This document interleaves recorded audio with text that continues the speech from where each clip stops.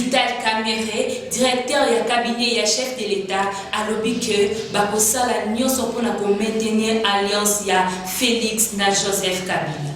Et sengeli tosala nyonso pona ko maintenir o ezali bongo alliance entre Félix Antoine Tshilombo Tshisekedi na Joseph Kabila Kabange. Wana ezalaki maloba ya directeur ya cabinet ya chef de l'État Vital Kamerhe na interview oyo asalaki na Jeune Afrique mukolo ya jeudi le 14 novembre 2019 na Afrique du Sud après participation na ye na deuxième édition ya forum ya ba investissement na Afrique du Sud oyo ezalaki organisé na Banque Africaine ya Développement BAD na Mukuse. Wapi Vital Kamerhe asilisaki réunion yango satisfait po ba discussion nyonso oyo asololaki pe asalaki na ba partenaires sur plusieurs projets importants et simbaki na ndenge ya kosakana te lokola na projet ya construction ya barrage ya Inga 3 pe lisusu na ba domaine lokola ya mine na agriculture bondi milangai ke masolo tout oyo asololaki na ba partenaires et simbi yango Vital Kamerhe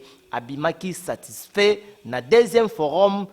ya masolo Italie développement oyo ezalaki organisé na BAD na kati ya Afrique du Sud. Kasi avant azonga Afrique du Sud, directeur ya cabinet ya chef de l'État Vital Kamerhe lwaka ningini bondi milangai ke Jeune Afrique etiaki micro pona kotuna ye sur ba dossier oyo ezali koleka ya mbutu mbutu entre FCC na cash bondi milangai ke Vital Kamerhe alobaki esengeli na biso ba congolais toyokana tovana bomoko tocha mayele pona ko maintenir pe ko batela alliance oyo Félix Antoine Tshilombo Tshisekedi basali na Joseph Kabila po nanu ezalate passation ya pouvoir civilisé na mboka na biso depuis indépendance entre président entrant pe na président sortant na yango abakisaki lisusu ke aza ko lancer appel na ba membre ya coalition cash po ye azali moko ya ba leader principal ya composante ya coalition pour na changement o ezali bongo cash yango avali kosenga na ba membre nyonso ya cash baleka na kokotisa kimia kati na bango pe na suka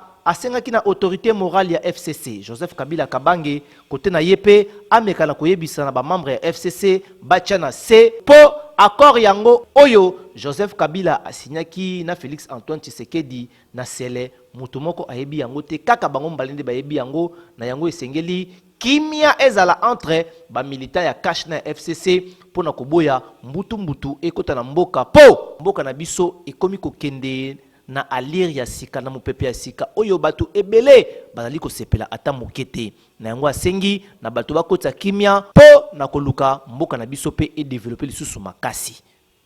boende zalaka. Félicitations na Vital Kamerhe lwaka ningini. PPRD a salaki restitution ya matinée politique ya Lubumbashi na Hotel Sultan na Kinshasa.